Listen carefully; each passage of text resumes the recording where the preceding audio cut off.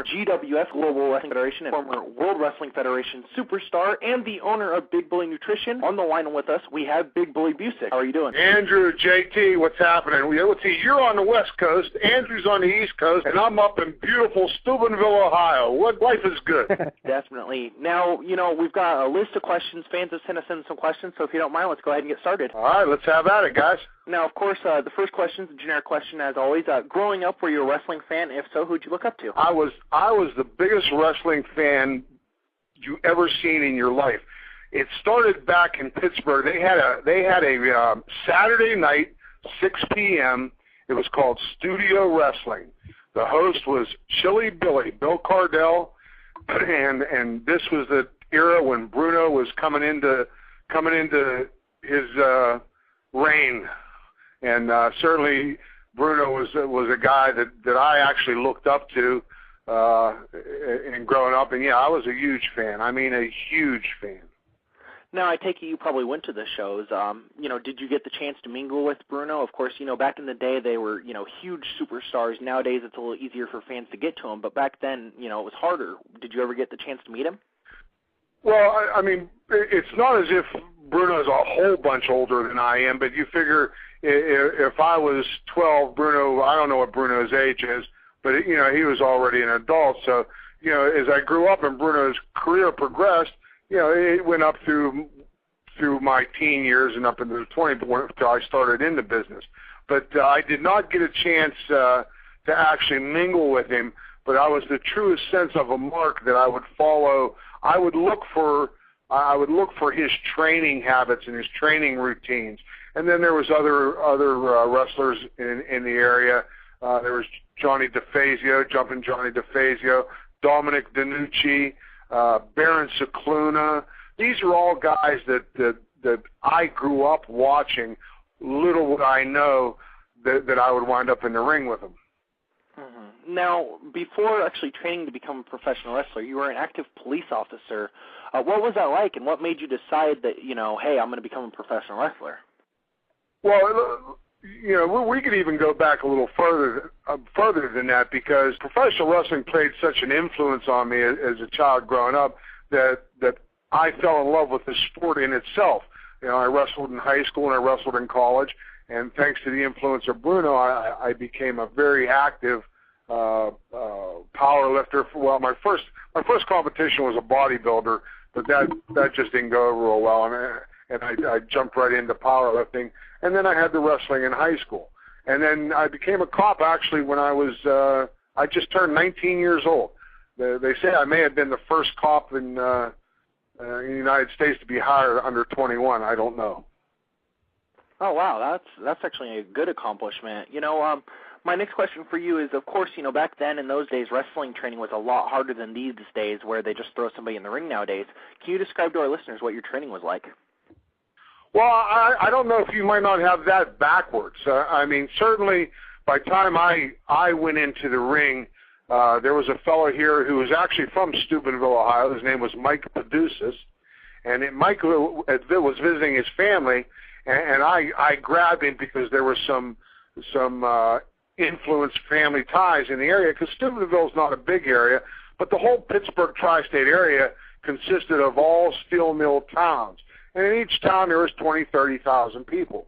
So Mike was from Steubenville, and listen, I just trapped him, and I says, look, I want to learn how to wrestle professionally.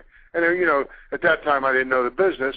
And no, kid, you're not going to do that, this, that, and the other. And if you don't know Mike Padusis, I would encourage everybody to go ahead and do a Google search on him and take a look at this guy, because he certainly, it was his key influence. He went back home to Dallas, Texas. He was living in Dallas, and I talked him into it. My daughter was just about born. She wasn't born yet, and I talked him into it, and there was another fellow down there. My ethnic background is I'm Serbian, and there was another fellow by the name of Danny Plecic. So I had a little bit, he was Serbian, so between the Greek and the Serbian connection, they taught me how to tie up and take a headlock, and shipped me back to Pittsburgh after calling Gorilla Monsoon and booked me in Pittsburgh Civic Arena. Oh, wow. See, the reason I ask that is because we've interviewed a lot of different people, and a lot of people say that their training back then was a lot tougher. It was a lot more solid on the contact, and from experience just working shows, I've been on shows with guys that have been in training for 2 weeks, learned exactly how to lock up, and then that was it. They were in the ring. Yeah, well, that's pretty much my story, and the guys. Now, don't forget, back in those days. Well, I had a wrestling background, or what is commonly known as being a shooter. But the guys that I was in the ring with, I had the appearance because of my powerlifting background. Evidently, that played a big influence because these guys would continue. When I say these guys, certainly the influence of Dominic Benucci, Bruno, Gorilla Monsoon. They would continue to book me. And that's how I would learn. I remember for the first 6 or 7 years walking into the locker room, and Cicluna or Johnny Valiant or one of those guys would say, "Oh, who's got the kid tonight? Who's got the crowbar?" You know what I mean? So that the first 6, 7 of my years was when they used local talent, and those guys were good enough to continue to book me, and I started learning the business that way. As far as any formal training, one of the Mongols had a little training camp up in outside of Pittsburgh, and Dominic had some training camps up that I went to from there. All right. Now, your debut match was against Billy Red Lions. Can you share your memories of that match? Yes, it was. Well, imagine, like I said, you come back from the airplane, next thing you know, you're booked. Mike had given me an old pair of wrestling boots, and I'd got a pair of wrestling tights, and I'll never forget walking out in front of 15,000 people and saying, "Oh, my God, what am I doing?" And when I walked into that ring, I was scared to death. And Billy Red Lions got me through the whole match.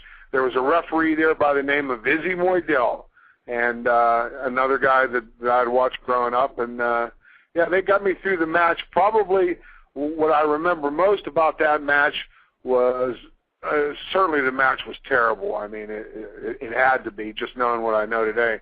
But Billy Red Lions whipped me into a turnbuckle so hard that I distinctly remember that part of the match. But I got through it, and like I said, they continued to book me. Okay, and during your time when you were in New Jersey and Pennsylvania territories, there's a lot of stories that guys were complaining that you were too stiff in the ring. Do you have any reaction to that? Well, I was. I mean, and it wasn't intentional. I mean, don't forget, I come from a wrestling background, and I to work what's called loose or whatever. I remember Cicluna kicked me right in the face one night. He was so mad at me because I shot in and did a single leg on him. And I mean, I took him down, and it wasn't that I was trying to be a smart, what. It was just that's what I did, and everything I did was stiff until I continued to learn.